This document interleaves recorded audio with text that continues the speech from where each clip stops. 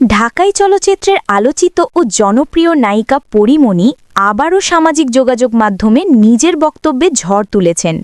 একটি ইঙ্গিতপূর্ণ স্ট্যাটাস দিয়ে যেন সরাসরি বার্তা ছুড়ে দিলেন নীতিবাক্য প্রচারকারীদের দিকে। স্ট্যাটাসে তিনি লিখেছেন, নীতিবাক্য ঝাড়ার সময় খেয়াল রাখুন নিজের জীবনের সব নীতির নিয়ম নিয়ন্ত্রণে আছে কিনা। কনফেস করার পর কাউকে ইঙ্গিতপূর্ণভাবে বলাটাও খুব একটা নীতিবানের কাজ নয়।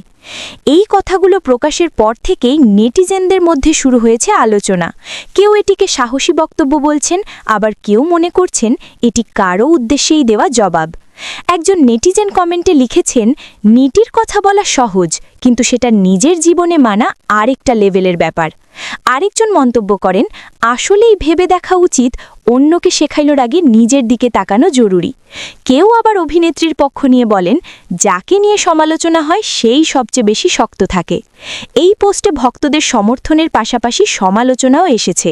কেউ বলছেন তিনি সোজা সাপটা বলেই জনপ্রিয়, আবার কেউ মনে করছেন বিষয়টি আরও পরিষ্কার করলে ভালো হতো। তবে একটি বিষয় স্পষ্ট, তার কথাগুলো অনেককেই ভাবতে বাধ্য করেছে। এই বার্তাই যেন তিনি দিতে চেয়েছেন, নীতিবোধ শুধু কথাই নয়, কাজে প্রমাণ করতে হয়।